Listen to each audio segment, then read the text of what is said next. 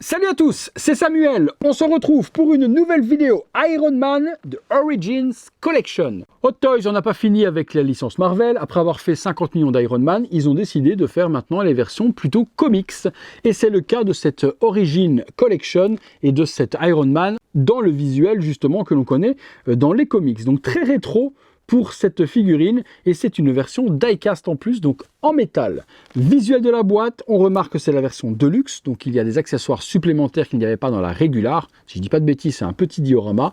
Le Iron Man qui est représenté par devant, le logo Marvel Comics, donc très old school, Iron Man, et c'est la 38e die-cast de chez Hot Toys. Sur le côté, on reprend des bulles typées Marvel, le logo, même chose la die-cast. Sur l'arrière, les warnings avec les logos holographiques, la boîte polystyrène, Iron Man, et en dessous, on retrouve Marvel Comics. On est parti, on regarde ce qu'il y a à l'intérieur.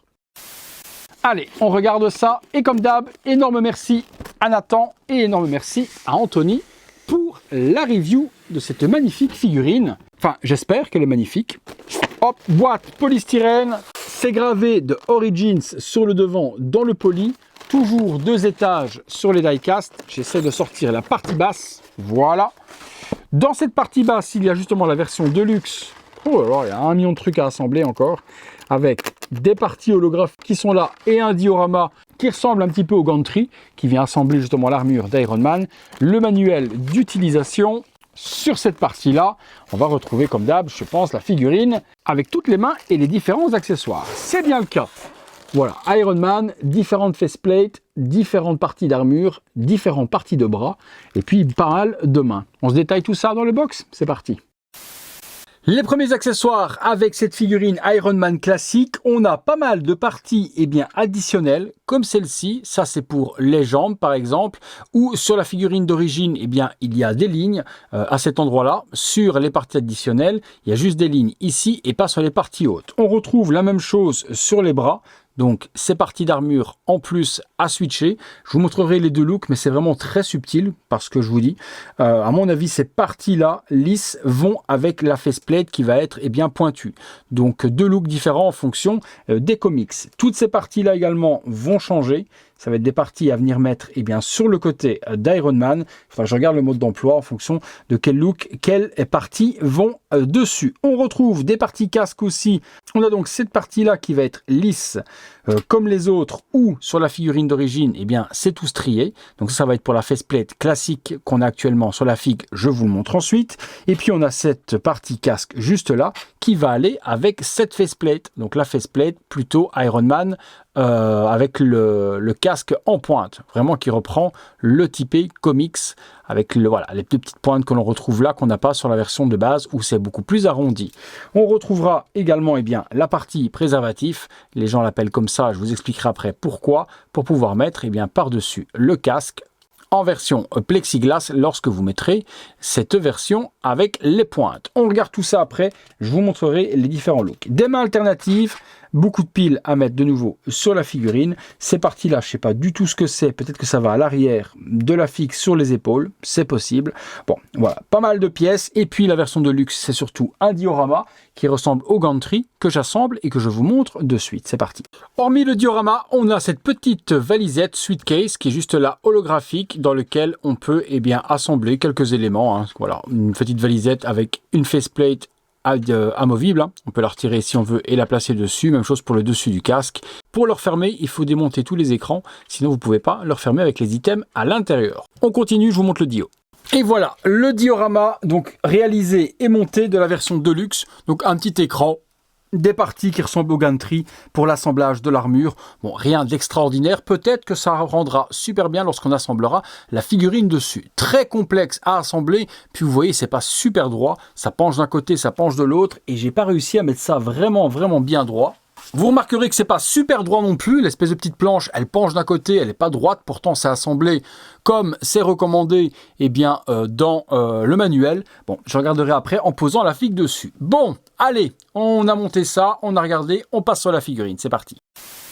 Voilà, la figurine sortie. Alors, cette figurine a fait polémique lorsqu'elle a été présentée en précommande, parce que beaucoup ont même comparé cet Iron Man à un Iron Man dans un préservatif. Parce qu'il y a des parties plexi qui entourent l'armure. C'est fidèle aux comics. Alors, j'ai vu qu'il y avait beaucoup de parties alternatives. Je pense qu'il y a la possibilité de donner différents looks à ce Iron Man. Je vois vraiment des parties plus vintage, sans ligne dans les bras, dans les jambes également. Est-ce que ces parties plexi s'enlèvent? Je pense que oui. Je pense qu'on doit pouvoir enlever le tout. Je regarde quand même. Oui, c'est ça, les parties s'enlèvent. Donc on peut faire un Iron Man quand même sans partie plastique si on le désire. Par contre, est-ce que la partie chest plate s'enlève aussi? Ça, c'est une autre question. J'ai pas l'impression que la partie du plastron, elle s'enlève. Je regarde. Non. Non. Donc en fait, si vous retirez les plexis, ouais, non, celle du torse, elle est vraiment fixée, les gars. Vous ne l'enlèverez pas. Même chose, celle de la ceinture ne s'enlève pas. Donc pour moi, il faut la mettre, même si vous alternez par d'autres parties de pièces alternatives pour les bras, pour les jambes, sans les lignes, il faut remettre le plexi par-dessus, sinon ça fait moche. Ça fait moche. La partie casque également s'enlève, ok. Partie faceplate aussi. Pour les parties alternatives, puisqu'il y a un casque alternatif avec des petites pointes sur le dessus, pour revenir également sur une version comics d'Iron Man. Bon, ben comme ça, emballé en du plastique, ça semble un petit peu bizarre. À l'arrière, on a des petits flaps également dans le plastique ici que l'on peut lever.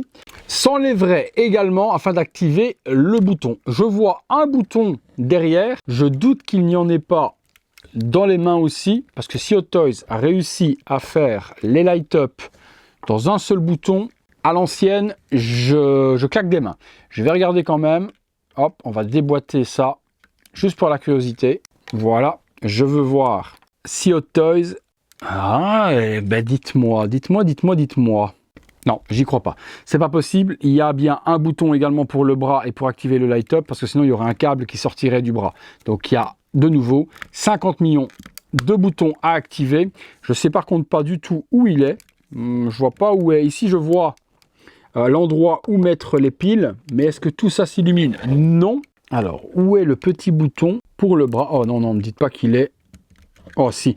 Donc, faut même enlever... Ouais, ok, faut enlever le plastique, faut enlever les brassards et on active le bouton ou pas. Ouais, ok, c'est encore une grosse merde, comme d'habitude. Donc, des boutons dans les bras, des boutons dans les jambes, des boutons dans le torse, des boutons...